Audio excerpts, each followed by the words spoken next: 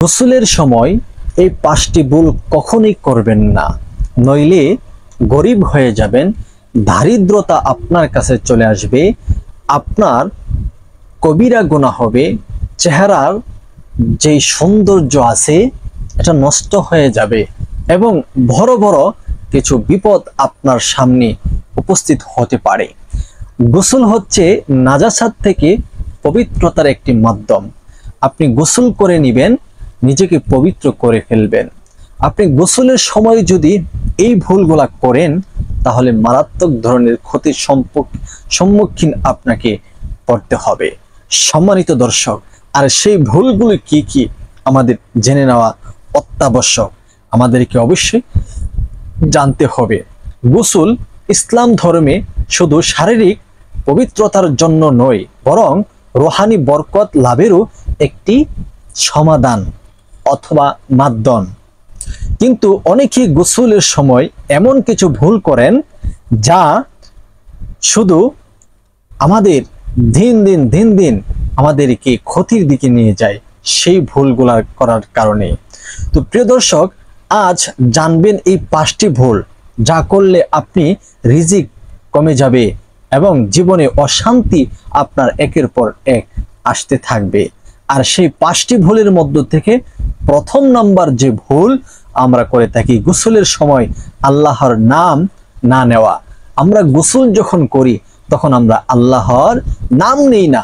এমনিতেই যদি নদীতে আমরা গোসল করতে যাই তাহলে ঝাঁপ দিয়ে নদীতে পড়ে যায়, আল্লাহর কোনো নাম নেওয়া হয়নি। অথবা যদি আমরা গোসলখানায় গোসল করি সেক্ষেত্রেও আমাদের এলোমেলোভাবে গোসলটি করা হয়, সেক্ষেত্রে আমাদের মারাত্মক ধরনের ভুল হয়। গোসলের যে নিয়ম, সেই নিয়ম অনুপাতে আমাকে গোসল করতে হবে।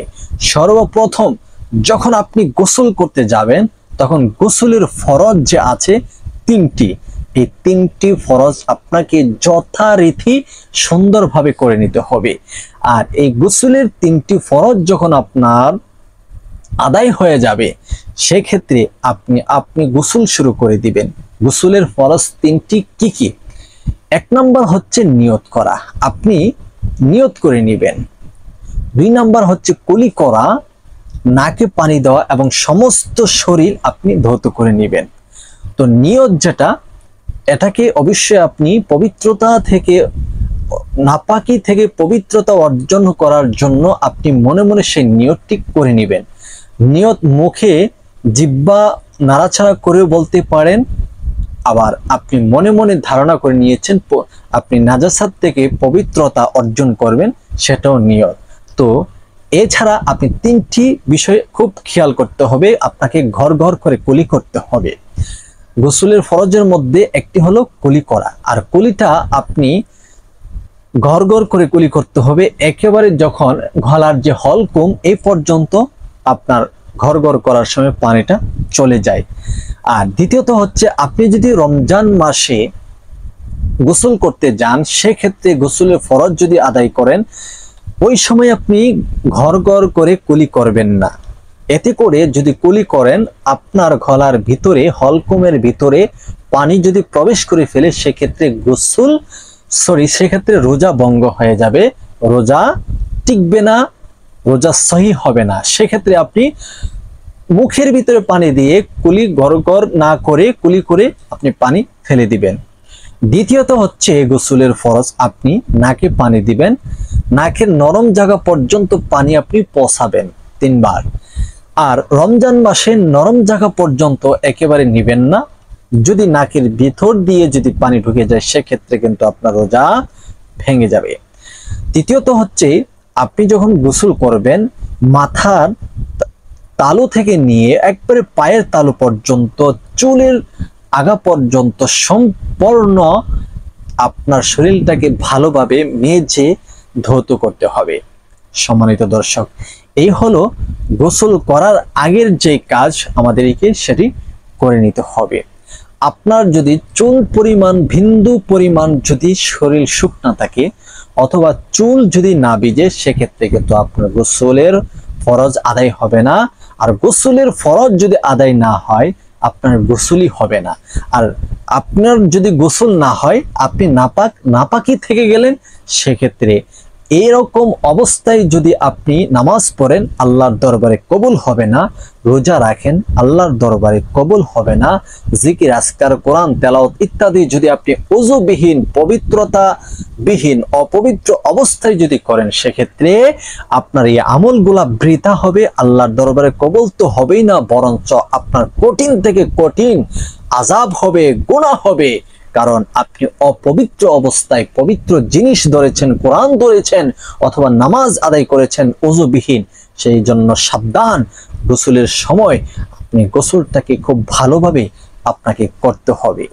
সম্মানিত দর্শক, দ্বিতীয়ত হচ্ছে গোপন অঙ্গ উন্মুক্ত রেখে দেরি করে পানি ঢালা।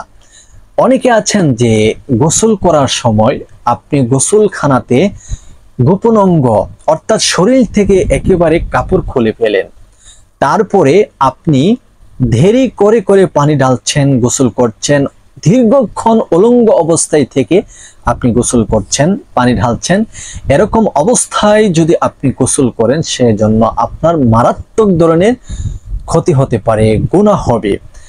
সম্মানিত দর্শক, তৃতীয়ত হচ্ছে ডান দিকের আগে বাম দিকে আপনি পানি ঢালা। গোসলের সময় অনেকে আছেন যে গোসলের যে সুন্নত তরিকা অথবা গোসলের যে নিয়ম, সেটি আমরা ফলো করি না অথবা পালন করি না। সেক্ষেত্রে মারাত্মক ধরনের গুনাহে আপনি ঝাঁপিয়ে পড়লেন। আপনি গোসল করার সময় ডান দিকে আগে পানি ঢালবেন, তারপরে বাম দিকে আপনাকে পানি ঢালতে হবে। এরপরে আপনাকে যে কাজ করতে হবে, যদি আপনি সর্বপ্রথম গোসলের নিয়তে হাত ধৌত করেন, তাহলে প্রথমে ডান হাতে কবজি ধৌত করবেন, তারপরে বাম হাতে। এরপরে আপনাকে ডান হাত দ্বারা কুলি করতে হবে। ডান হাতের সাহায্যে নাকে পানি দিবেন, বাম হাতে পরিষ্কার করবেন ইত্যাদি। এরকম ভাবে আপনি প্রত্যেকটা জিনিসই গোসলের সময় আপনাকে খেয়াল করে ডান দিক থেকেই শুরু করতে হবে। চতুর্থ নাম্বার, গোসলের সময় অপচয় করে অতিরিক্ত পানি ব্যবহার করা। আপনি গোসল করতে গেলেন, তো আপনার গোসল করলে এক বালতি পানি দ্বারাই আপনার যথেষ্ট এনাফ হয়ে যায়। সেক্ষেত্রে আপনি বালতির পর বালতি দিয়ে পানি ঢালছেন, ঘরে পানি আপনি অপচয় করতেছেন। এতে করে পানির অপচয় হলো, এতে করে কঠিন শাস্তি আপনাকে আল্লাহ তাআলা দিবেন। এই জন্য গোসলের সময় যেন পানি অপচয় না হয়, সেদিকে আমাদেরকে খেয়াল রাখতে হবে। পঞ্চম নাম্বার, গোসল শেষে ধোয়া বলে যাওয়া।